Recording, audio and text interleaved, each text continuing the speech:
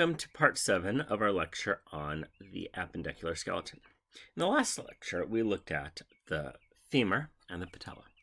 So this is the femur, this is the distal end, that's the proximal end. This is medial because it has a nice large head. So this would be lateral. So on the proximal end here, we have a nice round head connected to a neck. The head goes in the acetabulum, forms a ball and socket joint, so you can put your left leg in, left leg out, and shake it all about. And this is actually a left leg. We have a greater trochanter, that is lateral. Then on the other side, we have a lesser trochanter. See, I could tell it's left because it says left right there. So this is the lesser trochanter. This is the greater trochanter. On the back surface, we have the gluteal tuberosity right there, which is actually an extension of or part of the linea aspera. We will meet linea alba later. Do not get the lineas confused. Then we have the proximal end. So I grabbed our knee model for the proximal end. This is the patella, so that is anterior. So on our knee model, we have two condyles. We have the lateral condyle, we have the medial condyle. I know this is lateral because the fibula is right here, the fibula is lateral. Now notice, the condyles actually are on the posterior. So if I were to flex my knee, I am bending to the posterior. So your knee is like this, you're bending backwards. We also have epicondyles. See these ligaments? The LCL lateral collateral ligament and the MCL medial collateral ligament. They are attached to the epicondyles of the femur.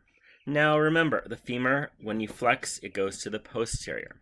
Let's look at the arm again real quick. So here's the arm. That is the coronoid fossa. This is the medial epicondyle. That's the lateral epicondyle. See, they attach ligaments. And this is the capitulum, that is the trochleella.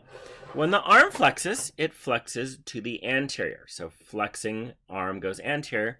Your legs are basically backwards of your arms. So when they flex, your knees bend backwards. That is something very important when we get to the muscles. And see here, there's the radial tuberosity with the bicep tendon attached to it. So your tibia and fibula are your lower leg bones. The fibula starts on the posterior part of the tibia and ends up lateral. The tibia is the medial bone, and you could actually feel part of the tibia as your shin bone right there. Now, there's a pair of condyles here. This is the medial condyle. This is the lateral condyle. I know those are condyles, or I know they're medial and lateral because the fibula, again, is the lateral bone. Now, the head of the fibula is going to attach right here to the lateral condyle. So that is going to form a planar joint, actually. Right there, this one doesn't move. $500 for a model, and it doesn't move.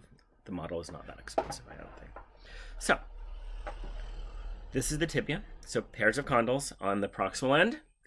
The head of the fibula is on the lateral condyle. Now see the patellar tendon? It's attached to a tuberosity called the tibial tuberosity. So I should actually introduce you to the patellar tendon ligament. This is the patellar tendon. Magically it becomes the patellar ligament because it passes through the patella. I have seen those words used interchangeably so many times, I will not fault you for doing that. So let's look at the proximal tibia now. This is the proximal tibia. These are condyles on the outside here. Technically, they're condyles on the head. I don't want to get into that. So they're just condyles because it's paired and they're rounded. This structure, number 300, is the tibial tuberosity. The patellar ligament, which is originated the patellar tendon, attaches there. So if I rotate it this way, you can see the condyles are rounded. On the posterior, they're definitely rounded. So these condyles actually are going to interact with the condyles of the femur, and it forms a nice little hinge joint right there. Now, I know this is left. Yes, you get my joke. I've used it 20 times now because it says left, but there's another way. This is the distal end of the bone. I have the distal end right here. This is your medial ankle bone. So this is called a malleolus. I think malleolus, it's bad when you break it. It really means hammer. But this malleolus is medial.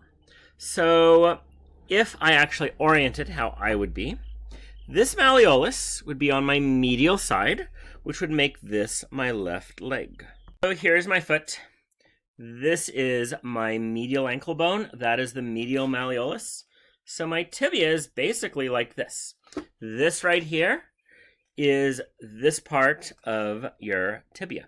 So you could actually touch your tibia. When we dissect the cadavers, you could see it. So this is the medial malleolus. So here is our fibula. Unfortunately, all of the bone boxes, when they package them, they shrink wrap it and it bends them.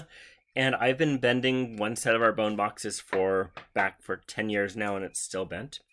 There are two ends of this bone. You have this end that is squarish, sort of angled. Then this end, which is very flat, sort of like a hammer. Oh, wait a second. Wow, it's identical to the medial malleolus of the tibia.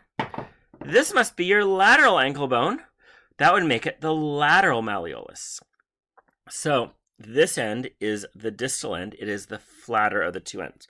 Remember the clavicle, the flatter of the two ends is lateral. That's how you remember that. Well, the distal end of this is flat. That is the malleolus. And it's lateral. So the fibula has the lateral malleolus. The tibia has the medial malleolus. Now this end, it is a large single enlargement of a epiphysis. What do we call that again? That's right, it's a head. The reason why it's more correct to call these condyles is they're paired. So, the way these bones get put together is, I need my clamp again. The head of the fibula is behind the lateral condyle. And I need about 5 more hands here. We have the lateral malleolus sort of fitting into that notch right there.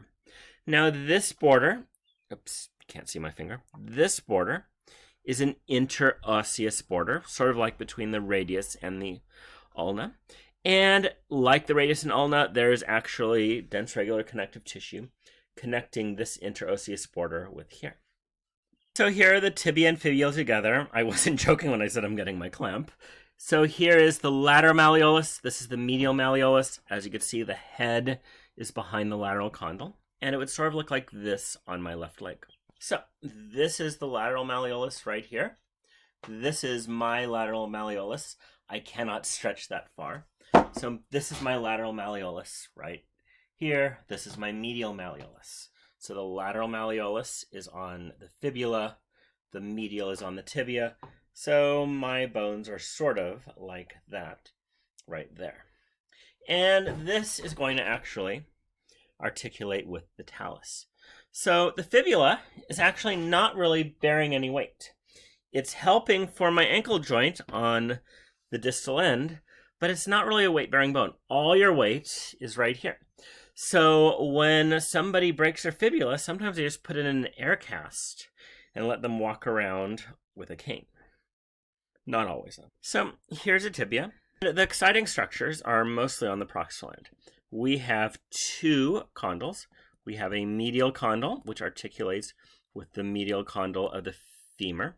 And we have a lateral condyle that not only articulates with the lateral condyle of the femur, it's articulating with the head of the fibula.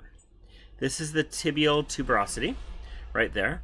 The patellar ligament, formerly tendon, attaches there.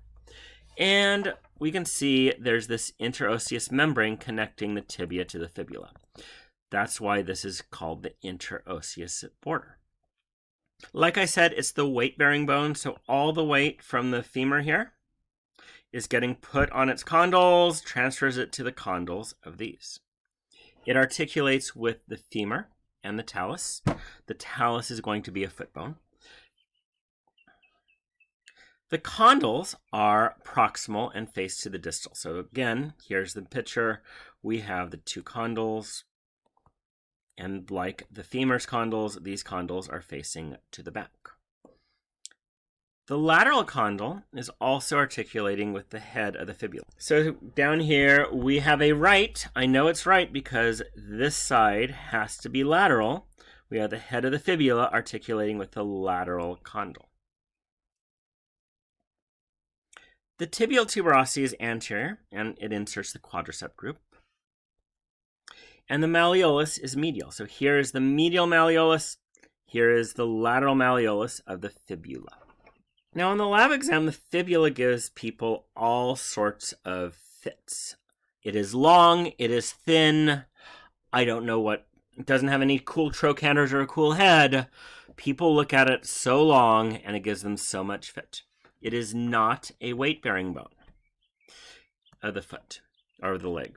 So all the weight is going down the shaft. The talus is right here. It's there for muscle attachment. You need it for muscle attachment. It has an anterior head that has an articular facet because it's articulating with the condyle. Has an interosseous border. Has a very narrow neck. And it has a lateral malleolus. Again, I like to think malleolus, it's bad if you break your ankle. In reality, it looks like a hammer. That's where it gets malleolus.